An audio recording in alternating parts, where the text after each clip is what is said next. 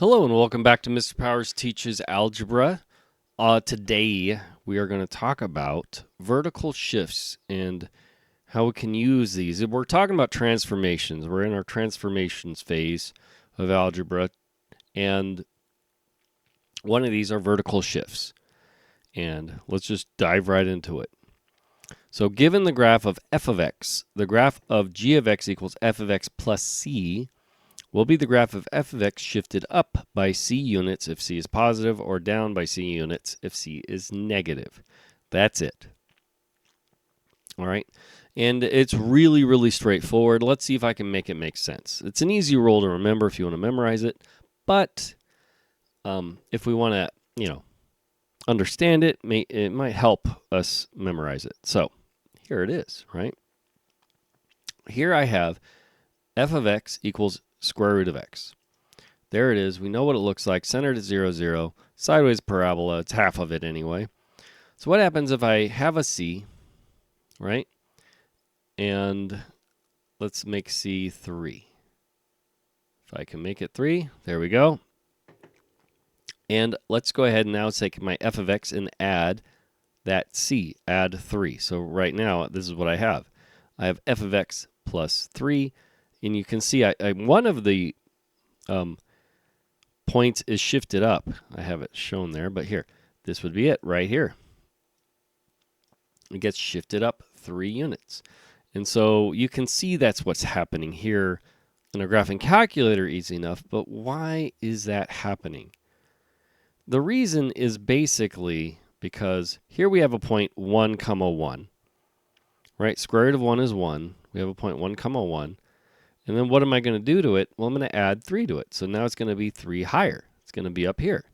I have a point here, 4, 2. When I have my g of x, well, I'm not just doing square root of 4. I'm doing square root of 4 plus 3 more. So I'm going to have that point and then up 3, and that's where it goes. And that's the general idea, and it becomes really clear if you compare the tables of these things. You can see here if I wanted to use a slider, we can do the same kind of thing. We can go down 3, up 3, whatever. Let's see. So let's look at the tables here. Show all these points. And you can see in the table, right? Here, let's make our table a little bit bigger so we can see the whole thing. There we go. So when x is 0, square root of 0, 0. Square root of 0, right now it's minus 3, is negative 3. We're going to take it 3 down. Square root of 4 is 2, but I'm going to have that minus 3. It's going to move that y value down 3. Y is also being our up and down, so you can kind of think of it like that. So I'm taking my function and I'm adding or subtracting to it. I'm moving it in the y direction. I'm moving it up or down. And that's the way I like to think of it. Whatever's hanging outside of my function, see I got my root x, but what's over there to the right, because that's kind of like the last thing we're going to do. We're going to do square root of x and then minus 3. That's going to move it down 3.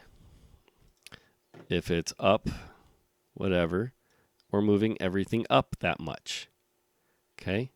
And to make it really clear, what I could have done instead of typing in square root of x plus c, I could have actually done f of x as in our notes plus c.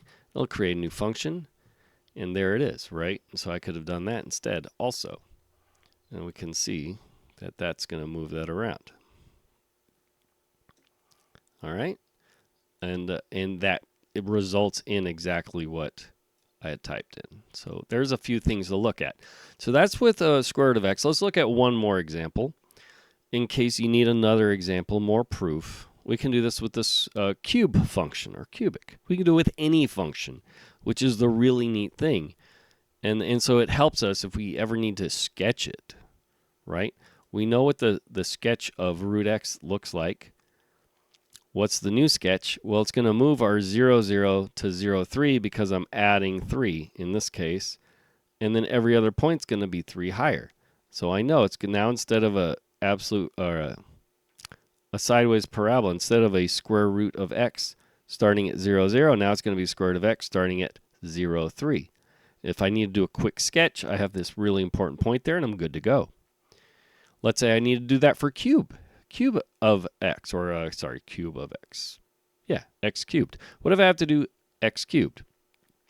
I'm going to add or subtract something to that. Same thing, it's going to shift it up or down, right? And so I can do this right here. My g of x and my f of x being x cubed. Right here, right now my c is 5, so it's x cubed plus 5. We can see it right here. It's just moved up 5. And even as I slide this slider up and down, it looks like I'm just shifting it up or down, whatever. And that is exactly what's happening. We have this really important point here, 0, 3. Here we had 0, 0, so that vertex, we kind of say here, gets shifted up along with everything else. So we have that general shape. We know it's going to cross this point. We can do a quick sketch of the graph, just knowing that. And again, we can look at the table, and we can see the difference here between f of x and g of x. Right now, g of x is x cubed plus 3, so all of these are 3 more than f. And so you see, again, that's a vertical shift. It's moving it up or down that much. Makes it really, really easy to sketch, even though we may never have sketched it before, because we know it's just the cube root of x shifted up. So that's it. There's our quick little lesson on shifts, vertical shifts. And so hope you find that useful. Until next time, enjoy doing math.